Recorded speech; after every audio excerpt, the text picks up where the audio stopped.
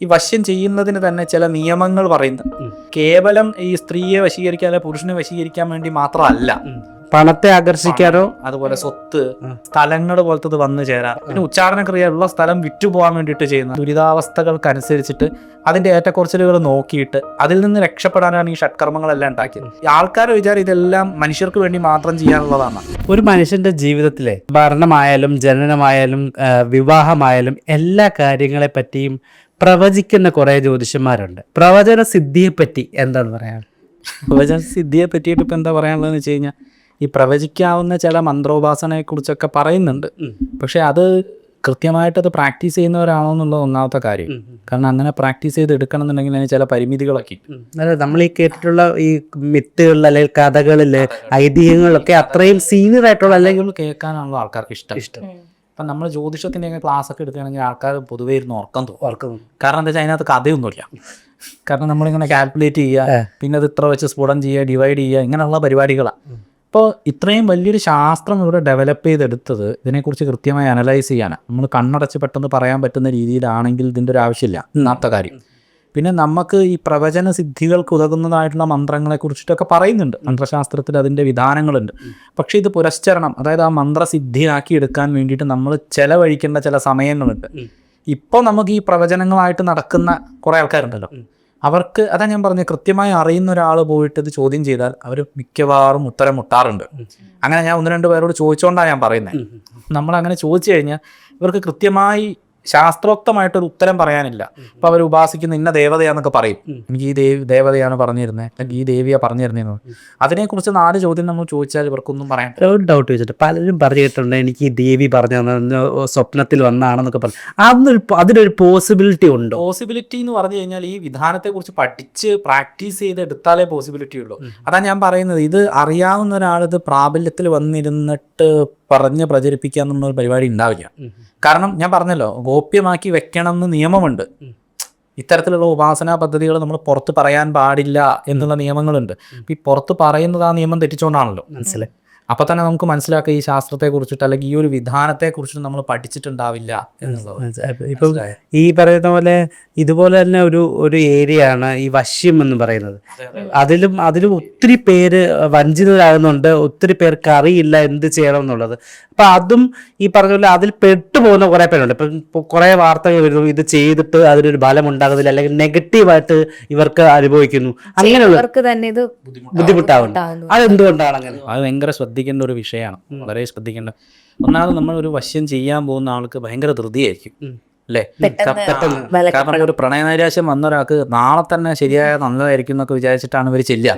അപ്പം ആദ്യം നമ്മൾ മനസ്സിലാക്കേണ്ട, അങ്ങനെ ഈ മറ്റേ പടക്കത്തിന് തീ കൊളുത്തുന്ന പോലെ ഒന്നും നടക്കില്ല. മനസ്സിലായോ? അപ്പോൾ ഒന്നാമത് ഈ പ്രയോഗം, ഇപ്പോൾ ഒരാൾ വളരെ അടുത്ത് നിൽക്കുന്ന ഒരാൾ തെറ്റിപ്പിരിഞ്ഞു പോകാൻ പല കാരണങ്ങളും ഉണ്ടാവും അല്ലേ? ചിലപ്പോൾ ഇയാൾ പറഞ്ഞ ചില പ്രശ്നങ്ങൾ, അല്ലെങ്കിൽ ഇയാളുടെ സ്വഭാവത്തിലുള്ള ദൂഷ്യങ്ങൾ, ഇത് പലതുമായിരിക്കും. ഇതൊന്നും മാറ്റാണ്ട് നമ്മൾ വെറുതെ വശ്യപ്രയോഗം മാത്രം ചെയ്യുന്നതിനെക്കാട്ടും നല്ലത് ആദ്യം ഇവർ നമ്മളൊന്ന് സംസാരിച്ച് ശരിയാവുമോ എന്നുള്ളത് നോക്കുന്നതാണ് ഒന്നാമത്തെ കാര്യം. രണ്ടാമത്തെ ഒരു കാര്യം എന്താണെന്ന് വെച്ച് കഴിഞ്ഞാൽ, ഈ വശ്യം ചെയ്യുന്നതിനൊക്കെ ചില നിയമങ്ങളുണ്ട്. ഈ നിയമങ്ങളും ഈ പദ്ധതികളും കൃത്യമല്ലാതെ ദുർവിനിയോഗം ചെയ്യുന്ന ആൾക്കാർ ഇപ്പോൾ ഉള്ളത്. ഇപ്പം നമ്മളടുത്തേക്ക് വിഷമായിട്ട് ഒരാൾ വരികയാണ്, അവർ നമ്മളെ അത്രയും വിശ്വസിച്ചാണല്ലോ വരുന്നത്. അപ്പം അവരെ ഇപ്പോൾ പ്രത്യേകിച്ച് സ്ത്രീകളെയൊക്കെ മോശമായ രീതിയിൽ ഉപയോഗിക്കുക. അപ്പം നമ്മളുടെ ആ ഒരു മാനസികാവസ്ഥ കൊണ്ട് ഇവർ പോയി പെടും. എനിക്ക് അവരോട് പറയാനുള്ളത്, നിങ്ങൾ ഇങ്ങനെയൊന്നും പോയി പെടരുത് എന്നുള്ളതാണ്. കാരണം ഇങ്ങനെ പോയി ചെയ്ത് കഴിഞ്ഞിട്ട് ഒരു പരിഹാരം ചെയ്യാമെന്നൊന്നും എവിടെയും പറഞ്ഞിട്ടൊന്നുമില്ല. പിന്നെ ഇവർ പറയുന്നുണ്ട് ഇത്ര ദിവസത്തിനുള്ളിൽ 7 ദിവസത്തിനുള്ളിൽ മറ്റേയാൾ ഇവിടെ വന്നിട്ട് അടിമയെ പോലെ കിടക്കും. അതൊക്കെ വെറുതെ അങ്ങനെയൊന്നും വന്ന് കിടക്കുന്നില്ല. അപ്പം ഇതിനകത്തുള്ളൊരു കാര്യം എന്താണെന്ന് വെച്ച് കഴിഞ്ഞാൽ, ഈ വശ്യം ചെയ്യുന്നതിന് തന്നെ ചില നിയമങ്ങൾ പറയുന്നുണ്ട്. അപ്പോൾ അതെല്ലാം കൃത്യമായിട്ടാണ് അനുഷ്ഠിക്കുന്നതെന്നുണ്ടെങ്കിൽ അതും ധാർമ്മികമായിട്ടുള്ള കാര്യങ്ങൾ. അപ്പോൾ ഒരു ഭാര്യയും ഭർത്താവും പിരിഞ്ഞു താമസിക്കുകയാണ്, അങ്ങനെയുള്ള കാര്യങ്ങൾ ഒരു കാരണവും ഇല്ലാതെ, അപ്പം അങ്ങനത്തതിലൊക്കെ നമുക്ക് വേണമെങ്കിൽ സഹായിക്കാവുന്നതാണ്. അല്ലാതെ ഇത് എന്താ പറയുക, അധാർമികമായിട്ടുള്ള പല ബന്ധങ്ങളെ ഇതാക്കാൻ വേണ്ടി അത്തരത്തിലുള്ള വശ്യപ്രയോഗങ്ങളൊന്നും ചെയ്യരുതെന്ന് തന്നെ നിയമമുണ്ട്. അപ്പം ഈ മലയാളികൾക്ക് അല്ലെങ്കിൽ മനുഷ്യർക്ക് ഇതിനെക്കുറിച്ചുള്ള ജ്ഞാനം കുറവായതുകൊണ്ട്, അറിവ് കുറവായതുകൊണ്ടല്ല ഈ ചതിക്കുഴികളെല്ലാം പോയി പെടുന്നത്. അറിവ് കുറവായതുകൊണ്ടാണ് ഒന്ന്. രണ്ടാമത് ഇവരുടെ ഒരു മാനസിക തലവും കൂടി ഇട്ടല്ലോ. ഈ ഒരു അവസ്ഥയിൽ നൈരാശ്യ അവസ്ഥയിൽ ഇരുന്നിട്ടാണ് ഇവര് ബുദ്ധിമുട്ടിയിട്ടാണല്ലോ ഇവർ ചെല്ലുന്നത്. അപ്പൊ ആ സമയത്ത് ഇവർക്ക് മര്യാദയ്ക്ക് മെന്റൽ സ്റ്റെബിലിറ്റി കിട്ടില്ല, കിട്ടുന്ന കച്ചിത്തുരുമ്പെന്ന് വേണമെങ്കിൽ പറയാം. അതെ. അപ്പൊ അതാണ് ഈ മുതലെടുക്കപ്പെടുന്നത്. അപ്പം നമ്മൾ മനസ്സിലാക്കേണ്ടത് ഇങ്ങനത്തെ ഒരു കാര്യങ്ങളൊക്കെ ചെയ്യുമ്പോൾ ഈ പറഞ്ഞ പോലെ 2 ദിവസം കൊണ്ട് ആൾ തിരിച്ചു വരിക ഇങ്ങനത്തെ പരിപാടിയൊന്നും നടക്കില്ല. അത് നമ്മൾ ആദ്യം മനസ്സിലാക്കണം. പിന്നെ നമ്മൾ ചെയ്യേണ്ട ഒരു കാര്യം എന്താണെന്ന് വെച്ച് കഴിഞ്ഞാൽ ഈ പറഞ്ഞ പോലെ ഈ ക്രിയകൾ ചെയ്യുന്നത് കൃത്യമാണോ. ഇപ്പം ഈ ഷഡ്കർമ്മങ്ങൾ എന്ന് പറയുന്നൊരു വിധാനത്തിലാണ് ഈ മാന്ത്രിക വിഷയങ്ങളെല്ലാം വരുന്നത്. ഇപ്പം ഈ ഷഡ്കർമ്മങ്ങൾ ഇപ്പം നമ്മൾ ഏതൊരു ക്രിയ ചെയ്യുകയാണെങ്കിലും അതിനകത്ത് ഷഡ്കർമ്മങ്ങളുണ്ട്. ഇപ്പം എന്താ പറയുക, നമ്മളിപ്പം ഒരു ഭഗവതി സേവ ചെയ്യാമെന്ന് വിചാരിക്കുക. അതിനകത്ത് നമ്മൾ ഈ പറഞ്ഞ പോലെ വശ്യത്തിനുള്ള മന്ത്രം, സ്വയംവര പാർവതി മന്ത്രം കൊണ്ട് പുഷ്പാഞ്ജലി ചെയ്യുന്നുണ്ട്. പിന്നെ അതേപോലെ തന്നെ നമുക്കുള്ള ദോഷങ്ങളെ തടുത്തു നിർത്താനുള്ള മന്ത്രങ്ങളെ കൊണ്ട്, അത് സ്തംഭനാണ്. അപ്പം നമുക്കുള്ള ദോഷങ്ങളെ നമുക്ക് ബ്ലോക്ക് ചെയ്യാം. അപ്പോൾ ഒരു ക്രിയ ചെയ്യുമ്പോൾ ഇപ്പോൾ ശാന്തികരണം, അസുഖങ്ങൾ മാറാനുള്ള മന്ത്രം, മൃത്യുഞ്ജയ മന്ത്രം, അല്ലെങ്കിൽ നമ്മൾ അങ്ങനത്തെ ഹോമമൊക്കെ ചെയ്യാറുണ്ടല്ലോ, അത് ശാന്തികരമായിട്ടുള്ള ക്രിയകളാണ്. അപ്പോൾ നമുക്ക് ഉണ്ടായിരിക്കുന്ന ഒരു അസുഖത്തെ മാറുക. പിന്നെ ആകർഷണവും വശ്യവും, നമുക്ക് പൈസ ആകർഷിക്കാനുള്ള മന്ത്രങ്ങളുണ്ട്. അപ്പോൾ അത് ധനാകർഷണമായി. അപ്പോൾ ഈ പറയുന്ന കാര്യങ്ങൾ കേവലം ഈ സ്ത്രീയെ വശീകരിക്കാൻ അല്ലെങ്കിൽ പുരുഷനെ വശീകരിക്കാൻ വേണ്ടി മാത്രമല്ല, നമുക്ക് ഗുണങ്ങളെ അട്രാക്ട് ചെയ്യാൻ വേണ്ടിയും ഇതേ ക്രിയകൾ ഉപയോഗിക്കാറുണ്ട്. ഈ ഗുണങ്ങൾ ഈ പറഞ്ഞ പണത്തെ ആകർഷിക്കാനോ, അതുപോലെ സ്വത്ത്, സാമ്രാജ്യലക്ഷ്മി പൂജ പോലത്തെ ഒക്കെ ഉണ്ട്. അതൊക്കെ നമുക്ക് സ്ഥലങ്ങൾ പോലത്തത് വന്നു ചേരാം, വസ്തുവകൾ. പിന്നെ ഉച്ചാരണ ക്രിയ ഉള്ള സ്ഥലം വിറ്റുപോകാൻ വേണ്ടിയിട്ട് ചെയ്യുന്നത് അത് ഉച്ചാരണമാണ്. പറഞ്ഞയക്കുക അല്ല ഓടിച്ചു വിടുക. അതിനുള്ള അത് ആൾക്കാരെ വിചാരം ഇതെല്ലാം മനുഷ്യർക്ക് വേണ്ടി മാത്രം ചെയ്യാനുള്ളതാണ്. അങ്ങനെയല്ല, നമുക്ക് ഉണ്ടാകുന്ന ദുരിതാവസ്ഥകൾക്കനുസരിച്ചിട്ട് അതിൻ്റെ ഏറ്റക്കുറച്ചിലുകൾ നോക്കിയിട്ട് അതിൽ നിന്ന് രക്ഷപ്പെടാനാണ് ഈ ഷഡ്കർമ്മങ്ങളെല്ലാം ഉണ്ടാക്കിയത്. അതാണ് ഞാൻ പറഞ്ഞു, ഇതിനെക്കുറിച്ച് കൃത്യമായി പഠിക്കാതെ ഇതിനെ ദുർവിനിയോഗം ചെയ്യാം. പഠിച്ച ഒരാൾ ആരും ഇങ്ങനത്തെ ക്രിയകളൊന്നും ചെയ്യില്ല എന്നുള്ളത് നമ്മൾ ആദ്യം മനസ്സിലാക്കണം. അപ്പം ഓൾറെഡി ഇത് ചെയ്തിട്ട്, വശ്യം ചെയ്തിട്ട് ഇത് അവർക്ക് പ്രയോജനവും ഉണ്ടായില്ല, ഞങ്ങൾക്ക് പ്രശ്നവുമായി എന്നൊരു സിറ്റുവേഷനിൽ ഇരിക്കുന്നവർക്ക് അതിലെന്താ സംഭവം എന്നറിയോ? അപ്പം ഞാനിപ്പോൾ ഇദ്ദേഹത്തെ വശീകരിക്കാൻ വേണ്ടിയിട്ട് എൻ്റെ അടുത്ത് ഒരാൾ വന്നു, താങ്കൾ വന്നു എന്ന് വിചാരിക്കുക സപ്പോസ്. അപ്പം ഞാൻ എന്ത് ചെയ്യുക, ഇതിന് വേണ്ടുന്ന ഒരു ക്രിയ ചെയ്യുക, എനിക്ക് അറിയില്ല എന്ന് വിചാരിക്കുക. ഞാനിപ്പോൾ അതിന് വേണ്ടുന്നതായിട്ടുള്ള ഒരു ക്രിയ ചെയ്തു കഴിഞ്ഞാൽ ഇദ്ദേഹം അട്രാക്റ്റ് ആവില്ല, ഉള്ള ഒരു അടുപ്പം അങ്ങോട്ട് പോവുകയും ചെയ്യും. കാരണം എനിക്ക് ചെയ്യുന്നത് കൃത്യമായിട്ടല്ലല്ലോ. ഇദ്ദേഹത്തിന്, ഇപ്പം ഞാൻ ആർക്കാണോ ചെയ്തത്, ഇദ്ദേഹത്തിനാണ് ചെയ്തത്, ഇദ്ദേഹത്തിന് ഭയങ്കരമായിട്ടുള്ള ബുദ്ധിമുട്ടുകൾ വേറെ രീതിയിൽ തുടങ്ങാൻ തുടങ്ങും. ഇദ്ദേഹത്തിന് സാമ്പത്തികമായിട്ട് പ്രശ്നം വരും, മാനസികമായിട്ട് ഭയങ്കര അസ്വാസ്ഥ്യതകൾ വരും. കാരണം ഇത് ചെയ്ത് നേരെ ഇദ്ദേഹത്തിൻ്റെ നേരെയാണല്ലോ ഞാൻ ആ മന്ത്രപ്രയോഗമൊക്കെ ചെയ്യാം. അപ്പോൾ അത് കൃത്യമല്ലാതെ വരുമ്പോൾ ഇദ്ദേഹത്തിന് അതിൻ്റേതായിട്ടുള്ള ബുദ്ധിമുട്ടുകൾ വരാൻ തുടങ്ങും. മനസ്സിലായോ? താങ്കൾക്ക് അതിന് ഫലവും ഉണ്ടാവില്ല, ഇദ്ദേഹത്തിന് ബുദ്ധിമുട്ടും ഉണ്ടാവും. തെറ്റായി ചെയ്തതിന് എനിക്കും എന്തുണ്ടാവും, പണി.